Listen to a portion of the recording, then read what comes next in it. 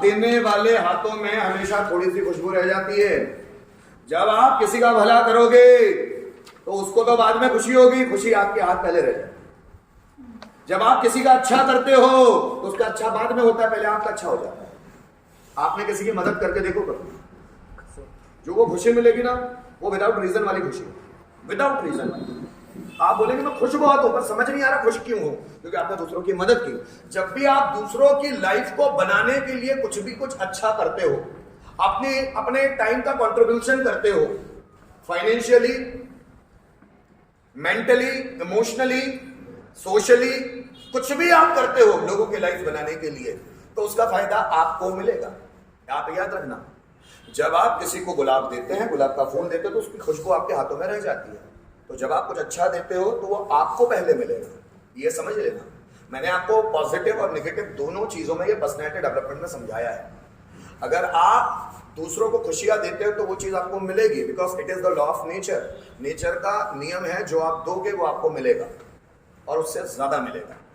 It is the law of nature, whatever you will give to the people, that will be automatically taken by you। वो चीजें अपने आप आपको मिल जाएगी, और वो भी एक नहीं, 1000 गुना। जैसे आप नेचर में बीज फेंको, वो बीज पानी से पनप गया, अब पनप गया तो पेड़ बन गया, अब पेड़ बन गया तो उस पर बहुत सारे फल लगे, और फलों में बहुत सारे बीज हैं। एक बीज ने हजारों बीज बना दिए, सिर्फ एक बीज ने। तो आपने नेचर को दिया सिर्फ एक बीज, और इस बीज ने हजारों बीज पैदा कर दिए। आप समझ रहे हो मेरी बात? तो जो आप देते हो वो आपको 1000 गुना ज्यादा वापस मिलेगा। पर ये कॉन्सेप्ट इसलिए लोगों के समझ में नहीं आती क्योंकि उनके चारों ओर तो ऐसा दिख रहा है कि हम तो देते हैं, पर लोग तो देते हैं, लोग तो स्वार्थी होते हैं। आप होने दो, इस दुनिया में कोई भी चीज आपसे कोई छीन नहीं सकता। आपके हिस्से की चीज आपसे इस दुनिया में कोई नहीं छीन सकता। आपको ऐसा लगता है टेम्पररी मुझसे छीन ली जाएगी, अगर मैंने किसी को बता दिया तो वो चीज उसके पास आ जाएगी, बिल्कुल भी नहीं। ये हमारी सोच है, या ऐसा हमको लगता है।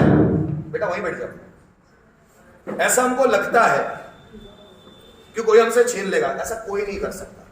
पैसा, मटेरियलिस्टिक चीजें छीनी जा सकती है, दिमागी चीजें को छीन ही नहीं सकता, ऐसा आपको सिर्फ लगेगा। तो दुनिया में ज्यादातर लोग अच्छा इसलिए नहीं करते क्योंकि उनको लगता है कि अच्छा करने का सिर्फ दुखद परिणाम आता है।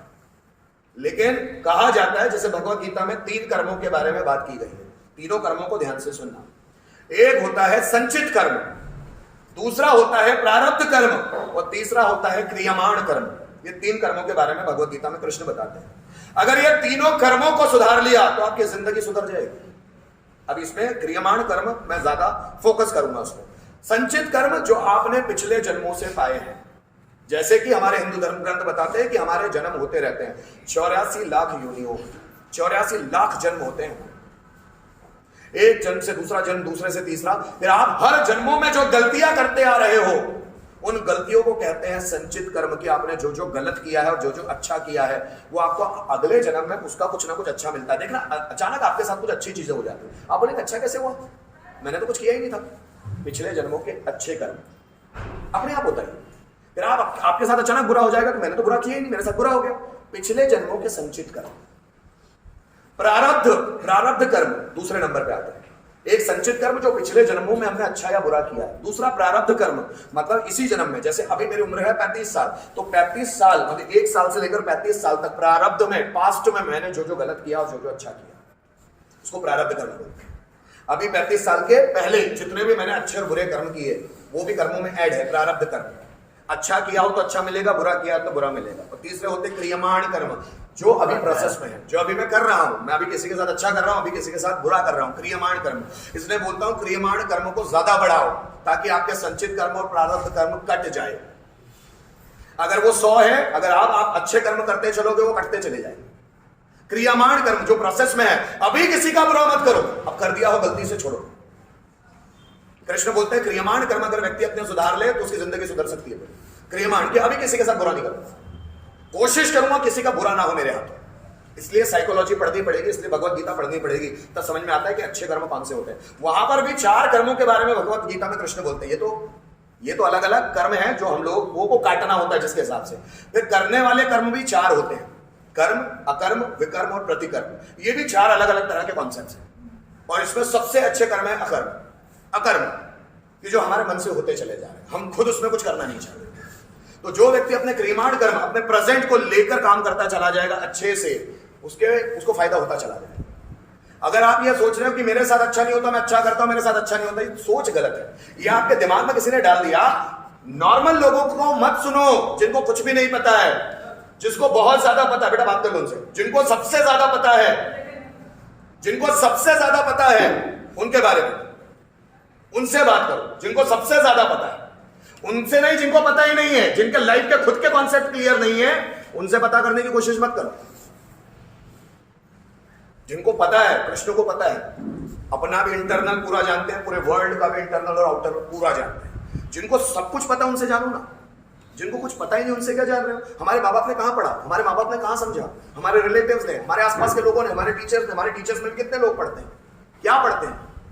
वो खुद ही नहीं पढ़ते। हमारे माँ बाप पढ़ते नहीं, हमारे रिलेटिव्स पढ़ते नहीं, समझते नहीं चीजों को। जितना उनके पास अनुभव आ गए उतने अनुभव पे वो बोलना चाहते हैं।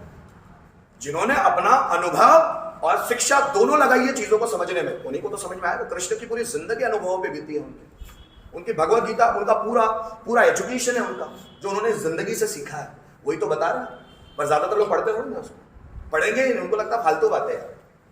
पूरा अनुभव है उनकी जिंदगी का कि जिंदगी जीने कैसे चाहिए, और अगर वो गुण आ गए तो आपकी लाइफ अच्छी बनती चली जाती है। समझना मेरी बात। वो साइकोलॉजी को समझाते हैं कि क्या चीजें सही करना चाहिए, कैसे गुण अपनाना चाहिए कि जिंदगी, लोगों की जिंदगी अच्छी हो जाती है। लेकिन कृष्ण की बातों को ज्यादातर लोग मानते ही नहीं। कृष्ण की पूजा करना बहुत सिंपल काम है, लेकिन उनकी बातों को फॉलो करना बड़ा मुश्किल काम है।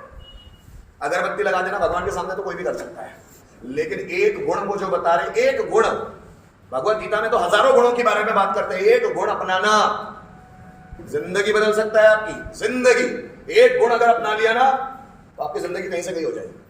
लेकिन कृष्ण को अगरबत्ती लगाना बहुत आसान है, जन्माष्टमी पे उनके लिए कुछ कर देना, पकवान बना देना बहुत आसान है, लेकिन उनको मानना, उनको समझना बड़ा मुश्किल है।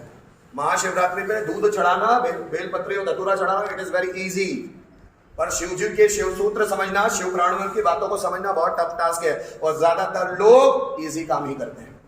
यार धतूरा चढ़ा तो काफी है, इसी से शिव जी खुश हो जाए बहुत। शिव जी बोल रहे मेरी बात सुन, शिव सूत्र सुन, तुझे समझ में आएगा कि मैं क्या बोलना चाहता हूँ। कृष्ण बोलते मेरी बात सुन भगवत गीता में, वो बात नहीं सुनते, पर कृष्ण बातें मत सुनाइए, आप बातें मत सुना, आप बताओ आपको कैसे जल्दी खुश कर दे, बताओ बस। वो बोलते खुश कोई शॉर्टकट प्रोसेस नहीं है, लॉन्ग प्रोसेस है थोड़ी, पर जिंदगी भर के लिए खुश हो जाएगा। जन्म सुधर जाएंगे तेरे, एक ही जन्म नहीं, पूरे जन्म सुधर जाएंगे। क्या? मेरी भगवत गीता सुन लेना अच्छे से, समझ ले उन चीजों। पर मैंने क्या बोला कि लोग हमेशा इजी काम करते हैं। इजी काम कौन से? भगवान को अगरबत्ती लगाना बहुत आसान है, कोई तीर्थ घूम के आ जाना बहुत आसान है, लेकिन कृष्ण की एक बात भी फॉलो करना बड़ा मुश्किल हो जाएगा, क्योंकि वो आपके घमंड को चोट पहुंचाएगी। आपने जो अकड़ है उस अकड़ को तोड़ेगी, और वो कोई तोड़ना चाहता नहीं। समझ रहे हो मेरी बात? बहुत आसान है मंदिर मस्जिद जाना, बहुत आसान है, क्योंकि वहां जाके कुछ करना ही, जो कि जाना है आपने, ठीक है प्रभु, बहुत आसान है। वो तो हर कोई कर रहा है। यहाँ 100 में से 99 लोग चले जाते हैं मंदिर, कृष्ण के सामने हाथ जोड़ लेते। कृष्ण जो बोलते उसको मानते ही नहीं, कृष्ण मानते ही नहीं। कृष्ण बोलते अच्छा कर तुझे अच्छा मिलेगा, एक नहीं मानता, अच्छा करता ही नहीं। कोई अपना पड़ोस का दोस्त अच्छा कर ले तो उससे जलने लग जाता है। अरे उसकी मदद करना, अगर वो अच्छा कर रहा है तो उसकी भी मदद कर, उससे भी सीख, गुणों से दोस्ती कर। अगर वो अच्छा कर रहा है तो उसके पास जा, उससे दोस्ती कर, उससे भी चीजें सीख, अपनी परेशानियां बता, उससे सीख। नहीं, लेकिन कोई अच्छा कर रहा तो सब जलने लगते हैं कि उसने अच्छा किया है, हम जलेंगे उससे। कृष्ण बोल रहे गुणों से दोस्ती कर, जिसके गुण अच्छे उससे दोस्त बन, उसको दोस्त बनाता, तो तू सीखता चला जाएगा उस वजह से। पर ज्यादातर लोग ऐसा करते नहीं है।